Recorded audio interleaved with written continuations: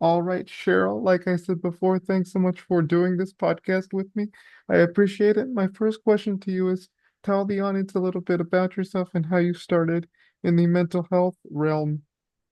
hmm so my name is Sheryl Hugh. A little bit about me. I've been in community mental health for 4 years, coming up this July. Um, I got started when I think it goes very far back. But I think the furthest I'll go is high school, right? So in high school, I did a lot of advocacy work, protesting, attending student government meetings about safety for like Black and brown teens in the neighborhood, who attended the schools in the neighborhood that I went to high school in. Um, and I think in high school I was experiencing and other peers that went to school with me were experiencing a lot of unjust treatment from like school safety officers, adults in the neighborhood. So a lot of what student government did was like address stereotypes, right? Addressing the stereotype and bias that was happening, along with like microaggressions in the neighborhood and how that made us as teenagers like feel very uncomfortable going to school in the neighborhood, right?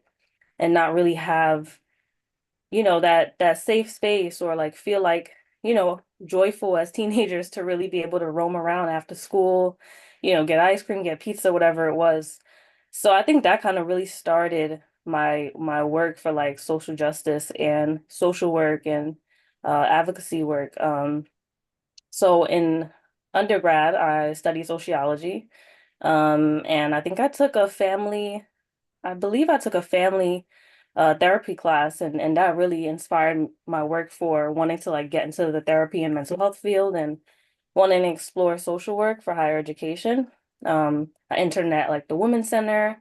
So I did a lot of work that really taught me the importance of like mental health and having a safe space and a safe professional, especially people of color, right, to go to for support. And I think growing up like as a first generation Jamaican American, that was something I didn't really see. I had no idea like what therapy was. I knew about counseling in high school, but I think that was about it. So it wasn't really until college where I really got the understanding of like, okay, therapy is a thing and anybody could go to therapy, right? You don't have to be experiencing like the worst of the worst mental health wise for you to be able to go and get therapy. So I think that really was when I noticed like, okay, this is the work I want to do.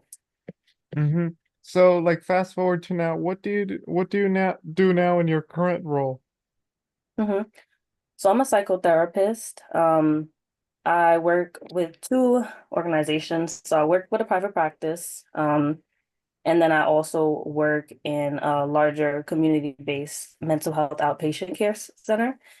So the work that I do, I really is really focused on like individual, family, and couples treatment, right, for both of the spaces that I'm in for mental health. Um, I think the first one really caters more to low-income individuals, marginalized communities, and providing like community mental health to people who have a harder time affording like access to healthcare, right? So it is through insurance. And I see individuals who range from like ages, maybe the youngest client I have right now is 9 years old. Mm. The oldest maybe like 69, close to 70. So it's a large range of clients, right?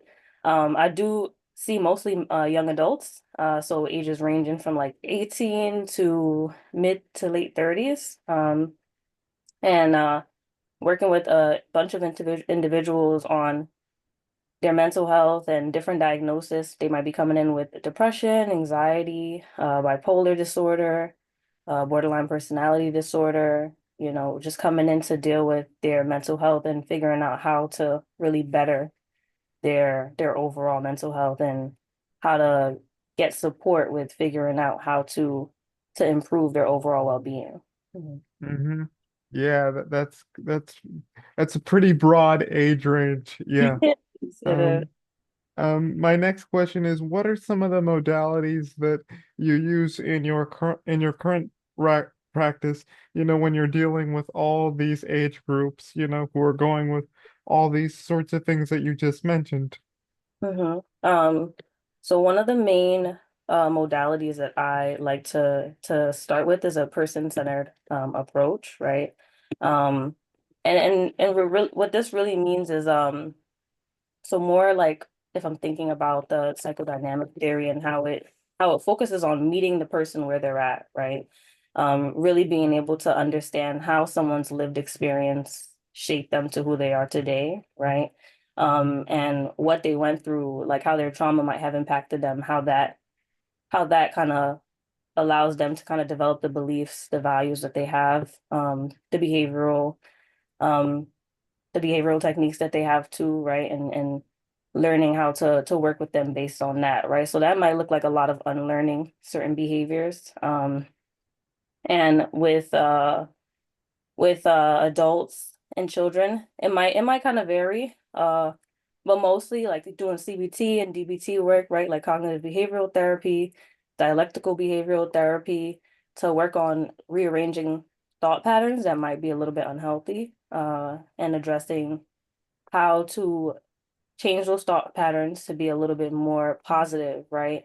And healthy thought patterns that can help people figure out how is my outlook on life right now impacting me physically and mentally and emotionally. Mm-hmm. That's cool. So like my next question is like what have you learned in doing this type of work as a therapist? Yeah. I think I've learned a lot. That's a tough question. I mean, because I could just go on and on, but I think that I've really learned how important it is.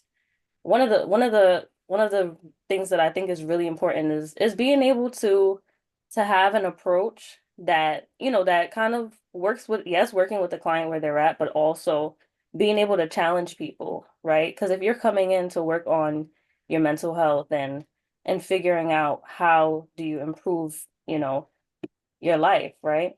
You want to be able to be challenged in some ways. You want to be able to get the proper care. You want to be able to be listened to, right? To be understood. And so with the work that I do, I think that it's helpful for people to see Black female therapists, right? Caribbean therapists, and realize like mental health doesn't have to be a stigma, right? That there are therapists who are culturally informed, who have cultural competency, right? Who can help them feel safer and not feel like, okay, like I guess the trigger word would be like, I'm crazy, right? You know, and really understanding that you can be sad and still go to therapy. Like you can be angry and still go to therapy, right? This is kind of the work that you have to do to figure out what are causing those emotions, right? Um, and how can you start working towards the life that you really want to see for yourself? Mm-hmm. Now I forgot to ask this question before, like, but what's sort of the therapy sessions like when you work with people like you said as the very young to like very kind of old, like. Right.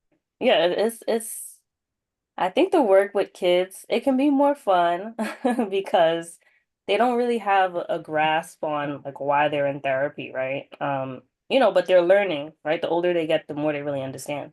Um, so the work looks different, right? With kids, it might look like me playing a game with them, like Uno, Jenga, things like that, to really help them kind of get into focus on something, right? They get to focus on that. And then when they're doing that and when I'm playing with them, they feel safer. They feel like, okay, this is someone that I can look to and not feel like, like a doctor and someone who's like more kind of this adult that's like opposing, right? Someone they can kind of have fun with. And so it allows me to ask a lot of questions when we're playing the games because they're focused on that. So asking questions about their home life, about their school life, right? Are they experiencing anything that they um don't feel good about, right? Anything that they want to work on for themselves too, because I think it helps like for some kids that I see they might say like people, maybe like for an example, um maybe they might feel like, oh, I'm a mean person, or other kids call me mean all the time, and then we really kind of figure out like where does that come from.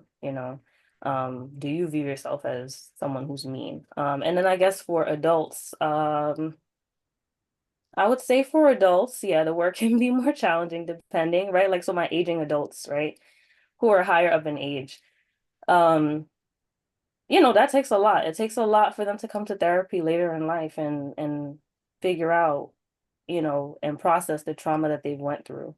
So I think t from working with older adults, I do have to find a way to, I guess, lean into the fact that some beliefs are like ingrained, like very deeply ingrained because it's taken them so long to kind of focus on it and figure out like how does this impact your connection with your family. Um, and also how does those years of unresolved trauma kind of cause the setback, right? For you to be at this age and maybe be a little bit more fearful, because it's so deeply ingrained that it's harder for them to really work on, might be more of a challenge. But I think it's helpful when they are able to come to therapy, right? Like that's a big accomplishment, to come to therapy at that time and still say like, okay, there are things that I can work on, right? My life is not over. And there are things that I want help with. Hmm. And what about the folks, that are in like kind of high school and kind of college age, in that sort of transition? hmm Yeah. Um, I think for, the younger adults, it's more of like figuring out how am I going through this life transition? What do I need to get through these parts, these tough parts of life where I'm really trying to figure out my identity and who I am and um, what do I want to do with my life, right? 'Cause that's where the work starts, right? Like getting out of high school, you figure out if you want to go to college, if you want to work, right? Um, and what that does for you, right? You're kind of learning how to navigate friendships and family life and really like honing in on who you are without that kind of direction from your parents for some. And so it can be rough, and I think that, in that work that I do with the younger adults is more so on figuring out how to, how to work on your life and your life goals while also still trying to kind of, I guess, I guess kind of release that control that might come from family, like really trying to structure your life for you for some cases. And whether or not it's like depression or anxiety, that people are coming into therapy with, um, the work that we do could range from so much. And I think that at that point in life it's really a turning point. It's really a turning point. So it is helpful to be in therapy, when we're going through those transitions. Yeah. Now that a couple of minutes ago, you asked like what have you learned, as a therapist in doing this kind of work? My next question is, what do you still hope to learn in the future in terms of something new? Anything new that you want to learn in the mental health space? Yeah, and I've actually been starting to kind of learn a few things on this, but how to do anti-oppressive work, right? How to kind of break down some of these theories and these modalities that we're learning about, right? And figuring out how to apply them in a way that's anti-oppressive, right? Because I think the new term that we hear a lot is gaslighting, right? And so Yeah. when they come into therapy, they're like, this is like something that therapy is basically like they'll say that therapy is gaslighting into feeling better, right? And it's not, I think in some cases it can be, but I think it's not that, right? If we think about the deep work that we really do, it's not that. Um, because it takes a lot to really be unlearning like a lot of your unhealthy beliefs and to really be talking about your trauma and figuring out what else can we do, right? To kind of process these experiences. Um, so it's not gaslighting your emotions. So I think that also at the same time, like anti-oppressive work, what I'm learning so far, is that what it's helpful for is figuring out how to apply certain modalities, right, to different populations, right? So not just focusing on like, okay, cognitive behavioral therapy is restructuring your thought process and thinking positive, right? Nobody thinks positive all the time, you know. Life is rough, you know, so it's Hmm. not Yeah. positive all the time. But figuring out, you know, how do we apply this then if we think about, okay, financial issues, you know, you're not going to just snap your fingers and you have $1 million, right? So thinking about also like, and I think I think the real focus that I'm learning so far about the anti-oppressive work is that what we're noticing is we do have to really address how marginalized communities are impacted differently, you know, in therapy. Um, you know, and how certain frameworks don't really apply, right? Because someone can't think positive if they're struggling financially, right? Not always, you know, so it's going to be a little bit more hard. Um, so then what type of work do we do because of that, you know? So I think that's kind of what I'm starting to learn about. And I definitely want to learn some more. Hmm. That's an interesting concept. I'll probably have to look into that and talk to people in that area. Mhm. Uh, my last question is like, what advice would you give to people, who are entering the mental health space that want to learn, more about, uh, you know, just how to get involved with the mental health space and like, work with different, communities and apply different modalities, things like that.